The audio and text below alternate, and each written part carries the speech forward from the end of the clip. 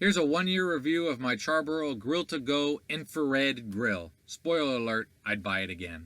So this is my Charbroil Grill2Go. I figured after having it for a year like I've had it, I would do a review.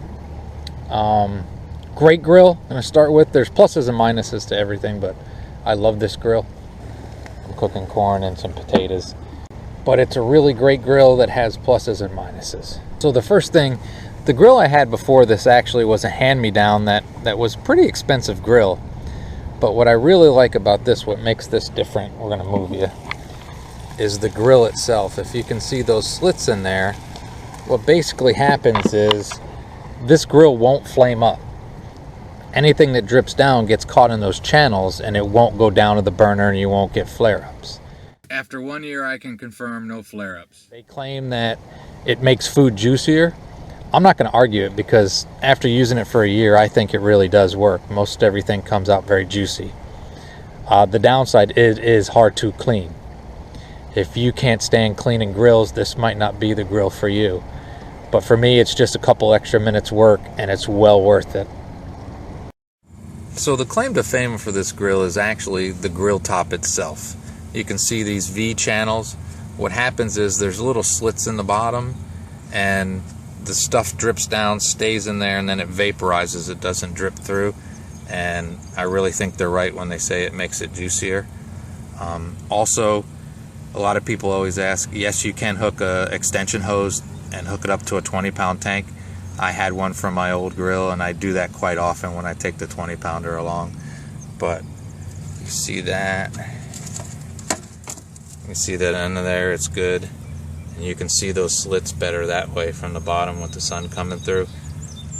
So the stuff just drips down in there and vaporizes. And those slits also seem to make it disperse heat very well across the entire grill, so you don't get too many hot spots. And it's got a large cooking surface. I can cook a lot of things on this. So good stuff. I just did want to say that in the year of having it, I've cooked on it a couple hundred times, I would think. From my house to in the woods to along beautiful lakes. This happens to be the Keweenaw Bay, Lake Superior. And I'll get back to the grill review and stop bragging about where I'm at. It has a couple clamps on it that you can see to keep the top secure while transporting it. There are a lot of people around making it hard to record, but you can also put the grill top right in your dishwasher. I've done that once and it helps a lot. So I've been really pleased with this Charbroil Grill2Go. It sips on the gas. That's one good point. I kept a log on this time with a 1-pound canister. 1-pound canister. I cooked 8 meals on it and it burned for 2 hours and 43 minutes on 1 pound. And very efficient. Now a bad thing are these regulators. Most of these little portable grills, the regulators aren't very good, and this really probably isn't any exception. I've heard lots of stories of people that bought these that had all kinds of problems with the regulators. I've also heard that Charbroil will replace them for you if you get a bad one. I've heard the same thing with other brands of small portable grills, so it kind of goes with it. And maybe I got really lucky, but I haven't had any problems with the regulator for this. Some people complain that they burn things on this, that it burns really hot. I've never had that problem, but it does burn very hot. But when you first get it, you have a burn-in period. You have to burn the grill to get whatever plastic coating is off. And when I did that, I, for one, realized that, wow, this thing burns really hot. So I use the regulator thing as kind of a guide, but I use, more importantly, I use a temperature gauge. I think it's much more reliable. But honestly, I never really go above halfway on this. There it goes. And it works great. So you have to be careful. You have to pay attention with your grill. It's got a drip tray, but being honest, because stuff doesn't drip down very much, that doesn't get full too often. You got some heat going on it. Now the biggest downside of this grill is it's a pain to clean. I use this, and basically I take it off and I scrape down the center, and then I scrape both sides like this, and then I use the brush. So it takes a little bit of extra work. But for me, the grill does such a good job that I'm willing to make that sacrifice. Now, what you also should do is their recommendation for the easiest cleaning is to burn it off, to basically, use propane, get it good and hot, and burn that stuff off.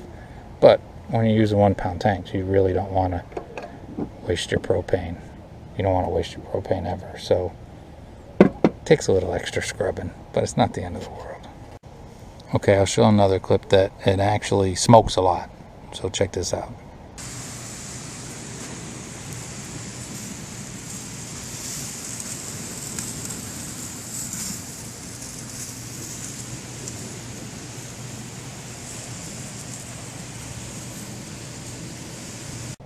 Alright, now, some people think that's a bad thing. I don't think it's a bad thing. The reason it smokes so much is stuff isn't dripping through. It's getting caught in those channels, and then it's kind of vaporizing it into smoke, which I think helps with the flavor of the food. You're getting all that steam, and that's their claim on why stuff is juicy. And again, I won't argue that claim. I think everything comes out pretty juicy. It does a really good job, but it's going to smoke a lot. But what else is cool is you can put chips, wood chips if you want. I use hickory a lot. You can put it right on the grill. You don't have to make a container for them or buy one of those fancy chip containers. You can just lay them right on the grill. And I've done it a lot, and it works well. For me, another great thing about this is it fits in my RV, my small Class B. And a lot of times that's something, if you have a small RV, you got to find one that's going to fit. And I can fit this down into my basement of my Class B, or it fits under my bed. So I got 2 different places I can put it without too much trouble. Some other grills that I looked at just weren't going to fit in my Class B. So that's a very key factor, a grill that will fit. After a year, everything is solid and rugged. No, I haven't had any problems with it whatsoever. Because it steams, it does get a little dirty. If you look at the top inside, it's got some grease and stuff to it, but it just adds to flavor and character. In closing, after a year of owning it, I've had no problems. I love this grill. Like I said, I had a grill before it that had been expensive. It was a hand-me-down, but it had been an expensive grill. But this grill is awesome. If I had to replace it, I would replace this grill with the same grill. Scrubbing the grill is not the end of the world for me. I don't think it's that big a deal. 1 thumbs up, 2 thumbs up. I highly recommend this. And again, disclaimer, I don't work for Charbroil. I bought this grill with my own money. So if you're looking for a small portable grill, I think you should really give this one a shot. It's a great grill. Have a great and wonderful day. It'll help you make great meals and great locations. It's pretty awesome. Sorry, I had to throw that in there again.